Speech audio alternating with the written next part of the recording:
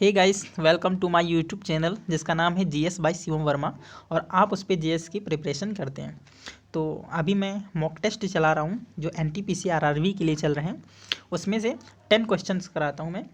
10 में से आप लोगों के जितने मार्क्स आएँ उसमें से आप लोग क्या कर दीजिए, कमेंट बॉक्स में ऐसे मार्क्स कर दीजिएगा, ठीक है।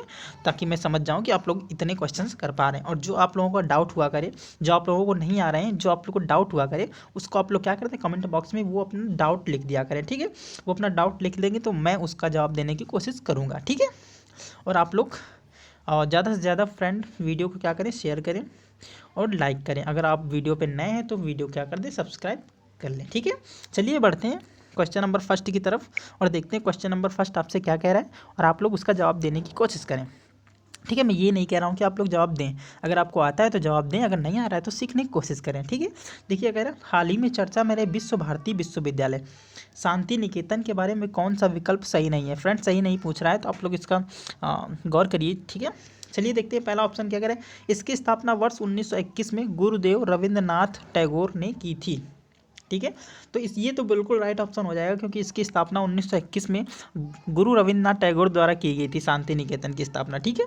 बात करते हैं बी नंबर की। इसे क्या करें, दिसंबर 2020 में इसे अपना शताब्दी वर्ष मनाया। क्या करें, इसने अपना शताब्दी वर्ष 2020 में मनाया था, ठीक है। 1921 में स्थापना होगी तो 1920, ठीक है। 20-20 100 हो जाएंगे और जैसे ही 2021 लागू हुआ इसने अपना क्या कर लिया, शताब्दी वर्ष मना लिया। तो ये भी बिल्कुल क्या हो जाएगा, करेक्ट हो जाएगा।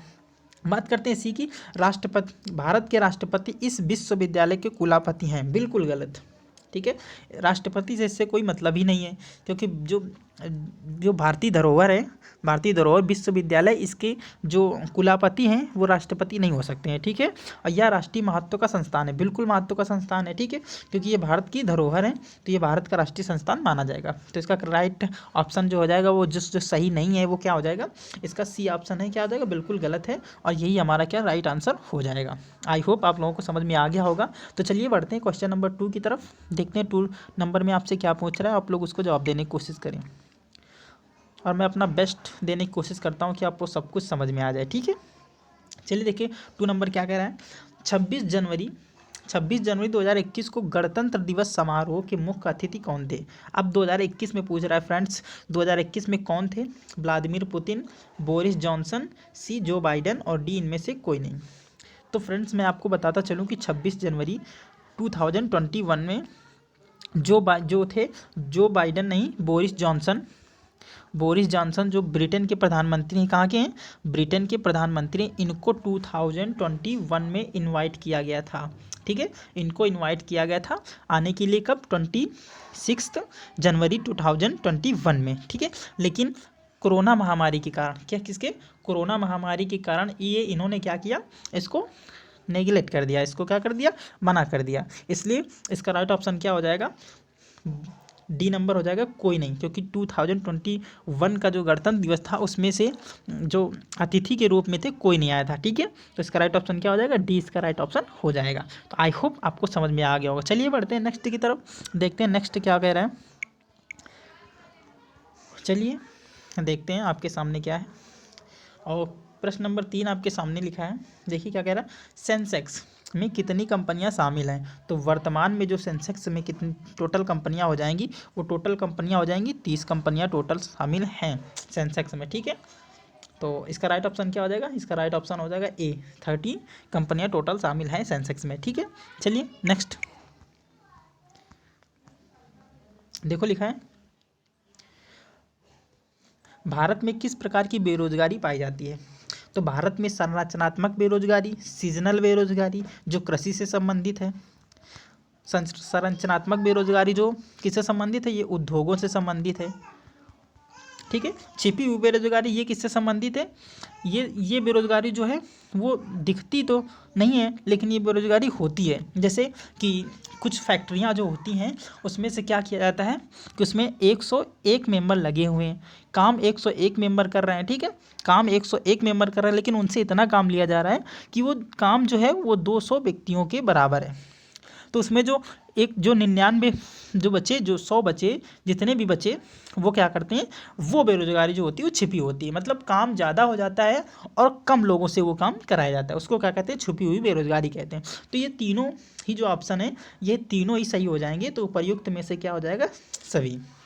चलिए देखते हैं सर, अलग अलग बेरोजगारी में बताऊंगा, संरचनात्मक बेरोजगारी के बारे में बात करूंगा, सीजनल बेरोजगारी की बात करूंगा और छिपी हुई बेरोजगारी के बारे में भी बात करूंगा। चलिए देखते हैं आगे, और उसके विषय में आगे लिखा हुआ है। देखिए संरचनात्मक बेरोजगारी के बारे में बात करते हैं, तो इस क्या कहते हैं इसको, संरचनात्मक बेरोजगारी तब प्रकट होती है जब बाजार में दीर्घकालिक स्थितियों में बदलाव आता है। जैसे बहुत समय हो जाता है, लंबा समय हो गया, उसके बाद वो बेरोजगारी क्या करती है, सामने आती है। जैसे भारत में स्कूटर का व्यापार बंद हो गया है, जो भारत में स्कूटर थी वो अब क्या हो गई है, बंद हो गई, और कार का उत्पादन क्या हो रहा है, बढ़ रहा है। तो कार का उत्पादन बढ़ रहा है तो जाहिर सी बात है जो स्कूटर वाला व्यापार जो करता होगा उसका तो बेरोजगारी खत्म हो गई ना, जो स्कूटर बनाता था भारत में उसका रोजगार तो खत्म हो गया, और कार का जो जिसने किया था उसका उत्पादन बढ़ रहा है। इस प्रकार की बेरोजगारी जो होती है वो आर्थिक संरचना में परिवर्तन के कारण पैदा होती है। ठीक है, ये आर्थिक संरचना के कारण पैदा होती है, इसलिए इसको क्या कहते हैं, संरचनात्मक बेरोजगारी कहते हैं। ठीक है, आई होप समझ में आ गया होगा। तो चलिए देखते हैं आगे क्या लिखा है, आगे बात करते हैं मौसमी बेरोजगारी, जिसको कहते हैं सीजनल बेरोजगारी कहते हैं। अभी मैं देखा ऑप्शन में लिखा था सीजनल बेरोजगारी। सीजनल बेरोजगारी किससे संबंधित होती है, मैंने अभी बताया था, जो बीमारी किस, ये जो बेरोजगारी होती है, सॉरी, ये किससे संबंधित होती है, ये कृषि से संबंधित होती है।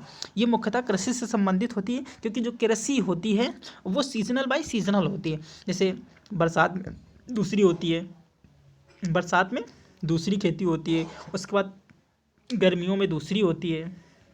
ठीक है, तो जब इनका सीज़न होता है, जैसे अभी हम गेहूँ, जो रबी की फसल है गेहूँ, उसको बो दिया गया, नवंबर दिसंबर में उसको बो दिया गया, उसके बाद उसको क्या करते हैं, अप्रैल मई में इसको काट लेते हैं। तो उसके बाद जो समय बचता है 4 महीने का, तो वो जो होती है उसके बाद जो होती है वो बेरोजगारी हो जाती है, क्योंकि 4 महीने जो होता है वो आदमी फ्री रहता है, तो वो बेरोजगारी होती है। इसमें देखिए कि इस प्रकार की बेरोजगारी कृषि क्षेत्र में पाई जाती है। कृषि में लगे लोगों को जुताई, बुआई, कटाई आदि के कारणों से समय तो रोजगार मिलता है, जो आदि कार्य होते हैं इसके समय में तो रोजगार मिलता है। जैसे ही कृषि का कार्य खत्म हो जाता है वो लोग क्या हो जाते हैं, बेरोजगार हो जाते हैं। तो यही क्या हो जाती है, सीजनल बेरोजगारी होती है। और सीजनल बेरोजगारी किससे संबंधित होती है, तो वो संबंधित होती है कृषि से। ठीक है, आई होप आप लोगों को समझ में आ गया होगा। तो बढ़ते हैं नेक्स्ट की तरफ। और आई होप फ्रेंड्स, मैं इतनी मेहनत कर रहा हूँ, आप लोग इसका समझेंगे और आप लोग क्या करेंगे, वीडियो को ज़्यादा से ज़्यादा शेयर करेंगे, और आपको वीडियो पसंद आएगा, बिल्कुल पसंद आएगा, क्योंकि मैं इतनी मेहनत कर रहा हूँ तो आपको पसंद आना भी चाहिए। चलिए देखते हैं आगे क्या कह रहा है। अब देखते हैं, ये बेरोजगारी खुली हुई बेरोजगारी जिसको बोलते हैं, जहाँ स्थिति जहाँ लोग प्रत्यक्ष रूप से कार्य कर रहे हैं। ठीक है, लोग प्रत्यक्ष रूप से कार्य कर रहे हैं, परंतु ये सब इनकी क्षमता से कार्य कम करते हैं। ठीक है, क्षमता से ज़्यादा काम करते हैं, क्षमता से कम काम करते हैं, वो बेरोजगारी जो होती है वो क्या होती है, छिपी हुई बेरोजगारी होती है। क्योंकि उन लोगों को बेरोजगारी, जिनके पास रोजगार नहीं है और बेकार बैठे हुए हैं, अलग है, वो खुली बेरोजगारी कहते हैं। ठीक है, जैसे कोई ये पर्सन है, ठीक है, और ये पर्सन है, इन दोनों को काम मिल गया। अब इसके बाहर में जो दूसरे घर में 6 लोग बैठे हैं, ये 6 लोग हैं, इनको काम नहीं मिल रहा है। ये लोग 2 लोग गए और इन्होंने क्या किया, मार्केट में जितना भी काम था इन्होंने क्या कर लिया, ठेका ले लिया। और ये जो 8 लोग, यहाँ 6 लोग बैठे थे, इन्होंने क्या किया, इनमें से ये खुद इतना काम कर लेंगे, भाई ठेका लिया इन्होंने, तो ये जाहिर सी बात है ये कम लेबर रखेंगे और ज़्यादा से ज़्यादा काम करवाएंगे। तो इन्होंने, ये 6 लोगों का काम था, इन्होंने इसमें से 2 लोगों को क्या कर लिया, इन्वाइट कर लिया। इन्होंने 2 लोगों से ये पूरा काम करवा लिया, और यही 2 लोग मिलकर 4 लोग मिलकर काम कर लिए पूरा। ठीक है, जैसे ही 4 लोगों ने काम किया, बाकी जो 4 लोग थे वो हो गए बेरोजगार। तो यही होती है खुली हुई बेरोजगारी। ठीक है, इसे और क्या कहते हैं, इसे प्रछन्नो बेरोजगारी भी कहते हैं। ठीक है, इसे प्रछन्न बेरोजगारी भी कहते हैं। आई होप आप लोगों को पूरा डाउट क्लियर हो गया, और फिर भी अगर आपको कुछ डाउट लग रहा है तो वो मुझे कमेंट बॉक्स में मैसेज कर दें। ठीक है, चलिए बढ़ते हैं नेक्स्ट क्वेश्चन की तरफ, देखते हैं क्या लिखा है। कह रहा है देशांतर रेखाओं की कुल संख्या कितनी होती है, प्रश्न 5 है। देशांतर रेखाओं की कुल संख्या कितनी होती है, तो 24, 26, 12 और 360। तो आई होप आप लोगों को पता होगी कि मैं पिछले दिनों से जब मैंने पढ़ाया था तो इसमें से ये वाला क्वेश्चन से मैं शायद करा चुका था, आप लोग इसका जवाब दिए।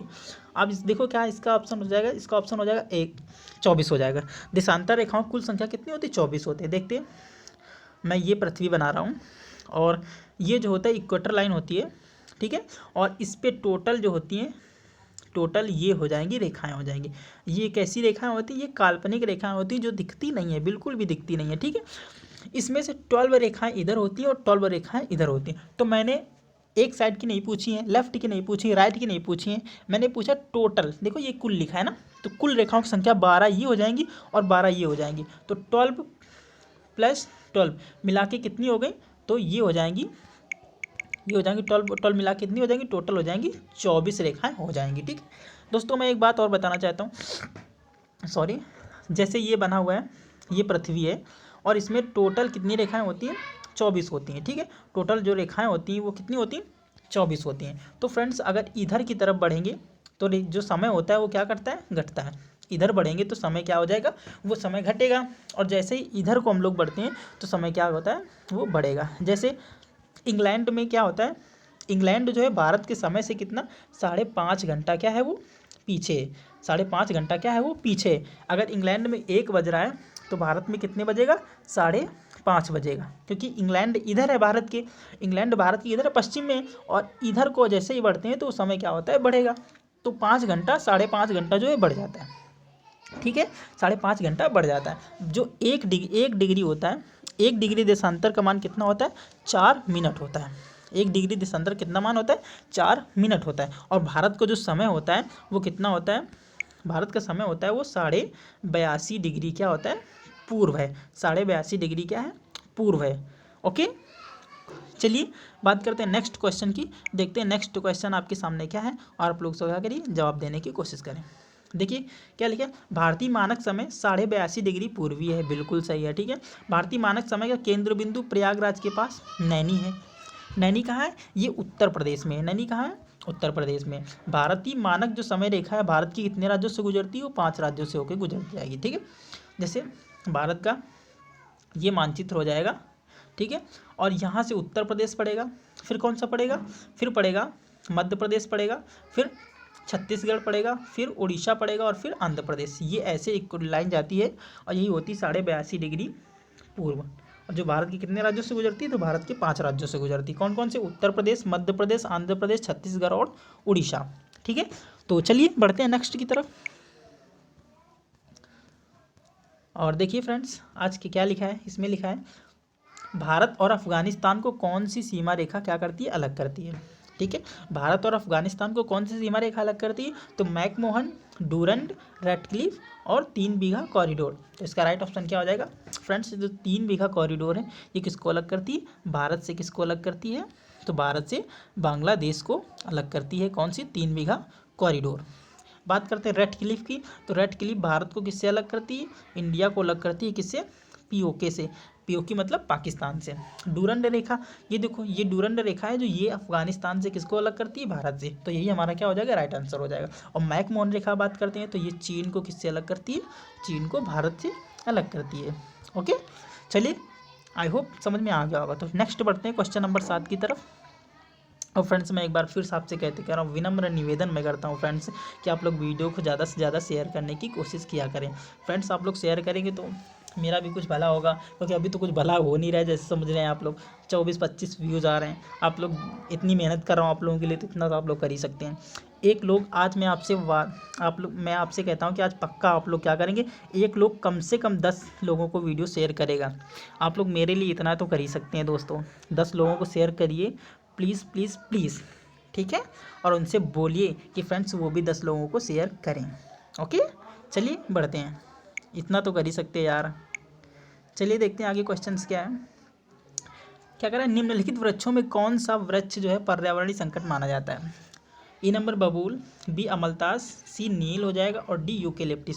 तो फ्रेंड देखिए यूकेलिप्टिस जो है उसको अभी हाल ही में क्या हुआ था, यूकेलिप्टिस का पेड़ों की जो बहुत क्या होगा तो बहुत इनका बहुत सरकार ने इनको क्या किया था, काफ़ी फ्री में दिए थे। जैसे ही बाद में पता चला कि यूकेलिप्टिस जो होता है वो क्या होता है पर्यावरण के लिए संकट माना जाता है, तो सरकार ने इसको क्या किया, इसको बिक्री के रोक लगा दी। बिक्री पर इसको क्या लगा दी? रोक लगा दी। और बहुत से जितने भी बाग वगैरह थे यूकेलिप्टिस के उन्हीं को क्या कर दिया? कटवा दिया गया, ठीक है। तो यूकेलिप्टिस जो है वो पर्यावरणीय संकट माना जाता है, ठीक है। तो इसका राइट ऑप्शन क्या हो जाएगा? इसका राइट ऑप्शन जो हो जाएगा वो डी हो जाएगा। चलिए बढ़ते हैं क्वेश्चन नंबर 8 की तरफ और देखते हैं 8 में क्या कह रहा है और क्या लिखा हुआ है। क्वेश्चन नंबर 8, संविधान संशोधन जो था, देखिए संविधान संशोधन का प्रावधान संविधान के किस अनुच्छेद में दिया गया है। संविधान संशोधन का, जैसे संविधान संशोधन है, जैसे आर्टिकल नंबर 1 लिखा है, आर्टिकल नंबर 2 लिखा है, आर्टिकल नंबर 3 लिखा है। अगर आप इसमें से क्या करना है, कुछ भी मैटर इसमें से, कुछ भी आर्टिकल इसमें से जोड़ना चाहते हैं, इसमें आप कुछ भी बदलाव करना चाहते हैं, तो वो जो संविधान संशोधन है वो संविधान के किस अनुच्छेद में बताया गया है कि आप लोग ये भी कर सकते हैं। उसमें संविधान के किस कोई भी आर्टिकल है उसमें हम लोग जोड़ सकते हैं, उसमें घटा सकते हैं, उसमें मर्ज कर सकते हैं, ठीक है। तो वो बात कर रहा है। तो अनुच्छेद 368, अनुच्छेद 360, अनुच्छेद 343 और अनुच्छेद 300, ठीक है फ्रेंड्स। तो अनुच्छेद अगर 330 की बात करते हैं, तो अनुच्छेद 300 की बात करते हैं, तो इसमें क्या है, इसमें है अनुसूचित जाति के लिए आरक्षण, ठीक है। अनुसूचित जाति के लिए आरक्षण की व्यवस्था जो की गई है, अनुसूचित जाति और जनजाति, ठीक है। अनुसूचित जाति और अनुसूचित जनजाति के आरक्षण की बात, ठीक है। आरक्षण की बात जो है वो अनुच्छेद नंबर कितने में, 300 में की गई है। 343 हो जाएगा, उसमें क्या की, संघ की राजभाषा बात की है, ठीक है। संघ की राजभाषा अनुच्छेद 343 में हो जाएगी। संघ की 2 राजभाषाएं, हिंदी हो जाएगी और कौन सी हो जाएगी, इंग्लिश हो जाएगी, ठीक है। संविधान की राजभाषा जो हो जाएगी वो 2 हो जाएंगी, ठीक है, हिंदी और इंग्लिश। इसके बाद अनुच्छेद नंबर 360 बात करते हैं, तो ये जो 360 जो है वो किससे संबंधित है, ये आपातकाल से संबंधित है। कौन सा आपातकाल, वो भी वित्तीय आपातकाल, ठीक है। आपातकाल कौन सा हो जाएगा, वो वित्तीय आपातकाल हो जाएगा। तो इसका राइट ऑप्शन क्या हो जाएगा, 368 जो है इसका वो राइट ऑप्शन हो जाएगा, ठीक है। कौन सा, 368 हो जाएगा, जो संविधान संशोधन से संबंधित है। चलिए नेक्स्ट बढ़ते हैं। चिल्लाहट आ रही होगी आपको फ्रेंड्स, चिल्लाहट आ रही होगी, ये बच्चे हैं और वो उनको अगर कुछ कह भी दो तो भी दिक्कत है। तो बच्चे हैं वो थोड़ा आप लोग मैनेज करिएगा, ठीक है। तो देखते हैं आगे। प्रश्न नंबर 9 क्या लिखा है, अंग्रेजों ने अफगानिस्तान को, ठीक है, क्या कह रहा है, अंग्रेजों ने अफगानिस्तान को भारत से कब अलग कर दिया। फ्रेंड्स आप लोग इसका देखिए, 1935, 1940, 1919 और इनमें से कोई नहीं फ्रेंड्स। तो इनमें से कोई नहीं, इसको तो मैं हटा देता हूँ। आप लोग इसको, और आपके पास सोचने की थोड़ा सही रहेगा, जिसमें से 3 ऑप्शन बचे, आप लोग 3 में से कोई भी टिक कर सकते हैं। तो देखिए 1935 जो था ये किससे संबंधित है, ये म्यांमार से संबंधित है, ठीक है। ये म्यांमार से संबंधित, जब 1935 का एक्ट आया था भारत में, उसके द्वारा म्यांमार को भारत से अलग कर दिया गया। कब, 1935 में। बात करते हैं 1940 में, तो 1940 की बात करते हैं, तो 1940 में सर्वप्रथम किसने, मोहम्मद अली जिन्ना ने, अभी मैंने कल पढ़ाया था, मोहम्मद अली जिन्ना ने पाकिस्तान की मांग की थी, ठीक है। पाकिस्तान की मांग की थी, किसने की थी, तो मोहम्मद अली जिन्ना ने की थी पाकिस्तान की मांग। कब, 1940 में। 1919 के जरिए किसको, अफगानिस्तान को भारत से अलग कर दिया गया था, ठीक है। किसने किया था, तो अंग्रेजों ने 1919 में अफगानिस्तान को भारत से अलग कर दिया गया, ठीक है। बात करते हैं पाकिस्तान की, तो पाकिस्तान भी कब, 1947 में क्या हो गया, भारत से अलग हो गया, ठीक है। तो देखिए क्वेश्चन नंबर लास्ट है आपके सामने, और आप लोग इसको जवाब देने की कोशिश करें। चलिए देखिए क्या लिखा है, हिंदुस्तान रिपब्लिक एसोसिएशन की स्थापना किसने की थी। तो हिंदुस्तान रिपब्लिक एसोसिएशन की स्थापना किसने की थी, सचिंद्र सान्याल ने, चंद्रशेखर आज़ाद ने, भगत सिंह ने, और इनमें से कोई नहीं। तो इसका राइट ऑप्शन जो हो जाएगा वो सचिंद्र सान्याल जी हो जाएगा। इन्होंने किसकी स्थापना की थी, हिंदुस्तान रिपब्लिक एसोसिएशन की स्थापना, HRA की स्थापना किसने की थी, HRA की स्थापना की थी किसने, तो हो जाएगा सचिन सान्याल ने। कहाँ पर की थी, तो कानपुर में इसकी स्थापना की थी सचिन सान्याल ने, कानपुर में, ठीक है। बात करते हैं हिंदुस्तान रिपब्लिक सोशलिस्ट HRSA, ठीक है, HRSA की स्थापना किसने की थी, चंद्रशेखर आज़ाद ने, ठीक है। कहाँ पर की थी, ये फिरोज शाह कोटला में। कहाँ की थी, फिरोज शाह कोटला, दिल्ली में, ठीक है। चलिए नेक्स्ट देखते हैं कुछ है क्या आगे। हाँ है, देखिए क्या लिखा है, 1924 में, कब, 1924 में हिंदुस्तान रिपब्लिक एसोसिएशन की स्थापना कानपुर में किसने की थी, सचिन सान्याल ने की थी।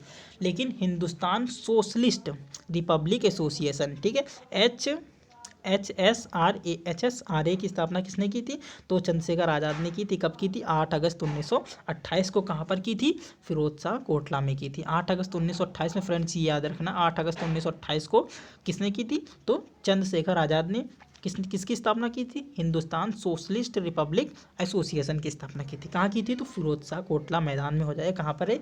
जो दिल्ली में स्थित है, उसमें स्थापना की थी चंद्रशेखर आज़ाद जी ने। ठीक है, तो आई होप फ्रेंड्स आज का वीडियो आपको पसंद आया होगा। ठीक है, और मैं आपसे विनम्र निवेदन करता हूं कि आप लोग एक बार फिर से वीडियो को क्या करें, लाइक करें, शेयर करें और सब्सक्राइब करें चैनल को। ठीक है, तो मिलते हैं नेक्स्ट वीडियो के साथ नेक्स्ट दिन, तब तक के लिए बाय, टेक केयर, शुक्रिया।